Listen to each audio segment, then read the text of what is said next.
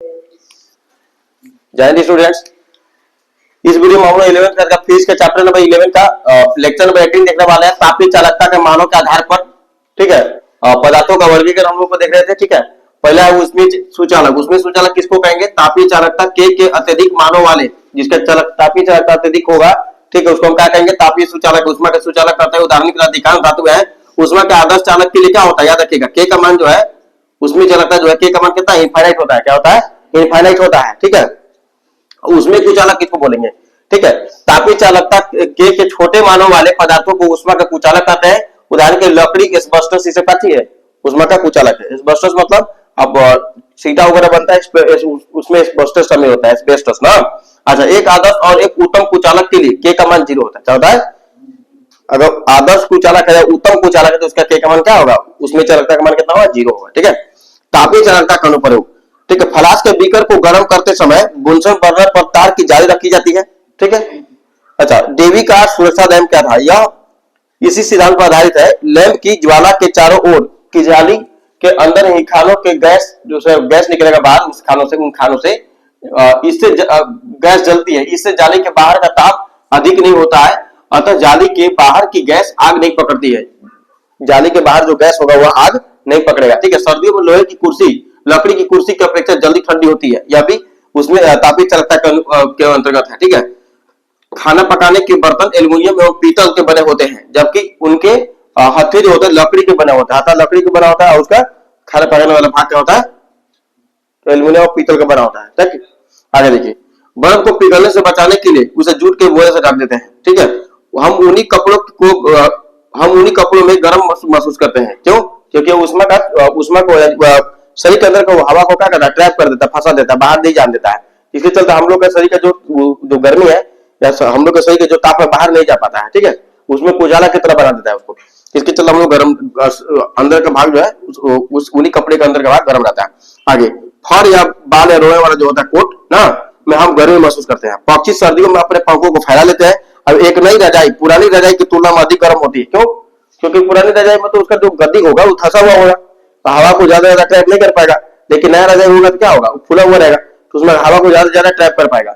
हवा को ट्रैप करेगा तो हवा उसमें कुचालक होता है, बाहर नहीं जान देगा, जिसके चलते गर्मी ज्यादा लगेगा। ठीक है, किसकी अपेक्षा?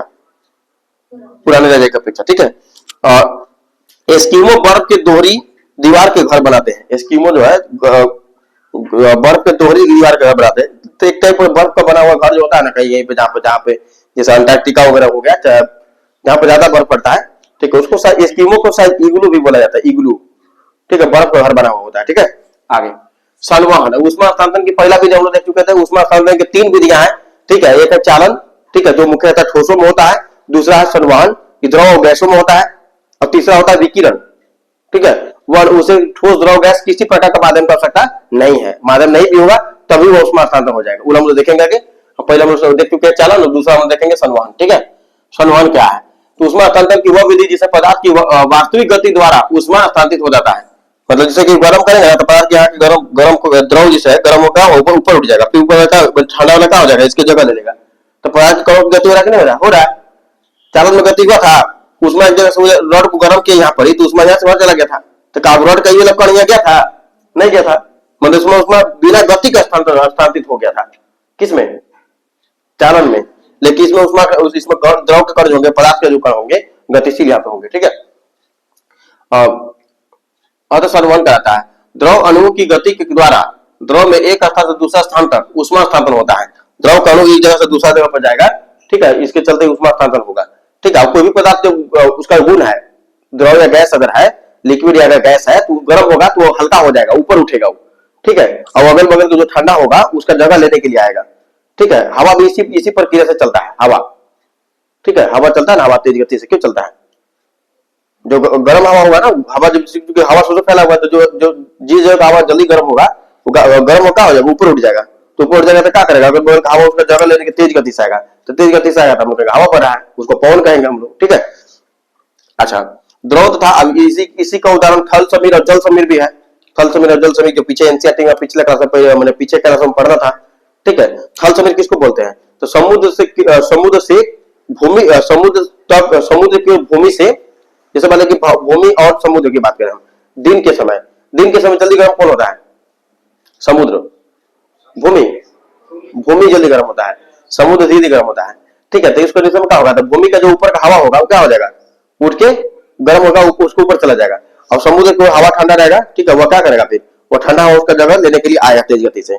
तो समुद्र से बह की ओर आएगा, तो उसको बह के आएगा भूमि की ओर, तो उसको क्या कहेंगे, जल समीर या समुद्र समीर कहेंगे। ठीक है, और उसी प्रकार जब रात वाला प्रक्रिया जब होता है रात में, तो ठंडा जल्दी कौन होगा, भूमि की पानी, भूमि की पानी जल्दी ठंडा होगा, भूमि जल्दी ठंडा हो जाएगा, यानी कि भूमि के ऊपर की हवा क्या हो जाएगा, जल्दी ठंडी हो जाएगी। और जो थल समय जो जल के ऊपर का जो हवा है वो धीरे ठंडा होगा, यानी गर्म होगा, तो गर्म होगा तो ऊपर उठ जाएगा।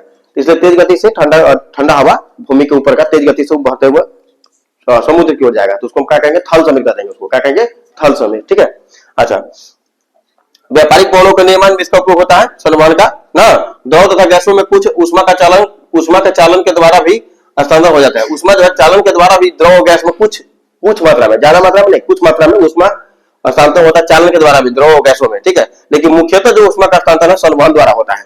ठीक है, अच्छा, व्यापारिक पवनों के निर्माण में इसका उपयोग होता है संवहन के अनुप्रयोग है, संवहन है। ठीक है, मानसून के कारण थल समीर तथा समुद्र जल समीर। ठीक है, अब देख सकते हैं इसको जब गर्म किया जाएगा तो क्या होगा, इसका यहाँ का लिक्विड जो है द्रव है, यानी पानी मान लीजिए गर्म करें, इसको गर्म करें तो ऊपर उठेगा, क्योंकि यहाँ जल्दी पहले गर्म होगा। और ठंडा अगल बगल होगा क्या होगा, इसका जगह लेने के लिए आएगा, फिर गर्म होगा ऊपर उठेगा, फिर ठंडा वाला नीचे आएगा, फिर गर्म होगा ऊपर उठेगा, ठंडा वाला नीचे आएगा, ऐसे पूरा करके पूरा पानी क्या हो जाएगा, गर्म हो जाएगा, क्या हो जाएगा, पानी गर्म हो जाएगा। ठीक है,